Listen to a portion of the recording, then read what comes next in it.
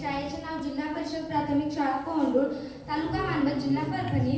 आज माझ्या वक्तृत्वाचा विषय आहे क्वांटम युगाची सुरुवात आणि संभवता आणि आव्हाने।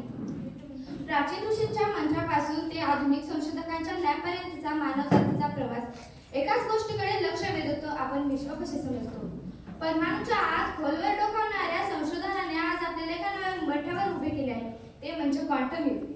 क्वांटम युग आजचा मानव क्वांटम इंटरनेट कडून क्वांटम संगणक कडून क्वांटम इंटरनेट स्वप्नागत करतो।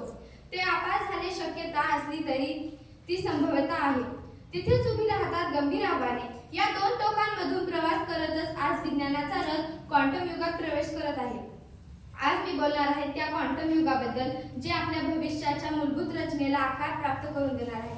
क्वांटम म्हणजे सूक्ष्म पातळीवर घडणारी प्रक्रिया आणि भौतिक पारंपरिक शास्त्रामध्ये हे सर्व ठरलेलं असतं, पण क्वांटम भौतिक शास्त्रामध्ये संभवता महत्त्वाची असते।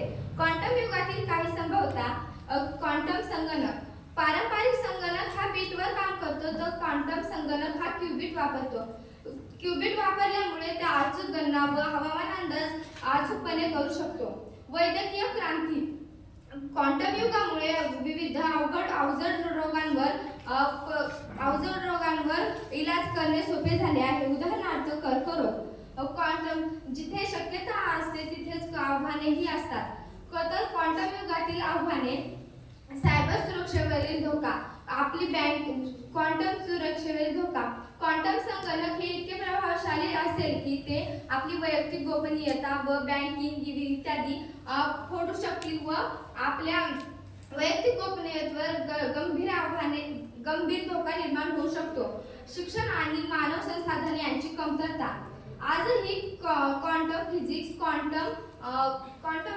क्वांटम कोडिंग यांचा वापर होत आहे आणि त्यांचे क्षेत्रही आज आपल्या भारत देशामध्ये फार कमी आहेत। त्यामुळे ही सुद्धा एक आव्हानच होऊ शकते।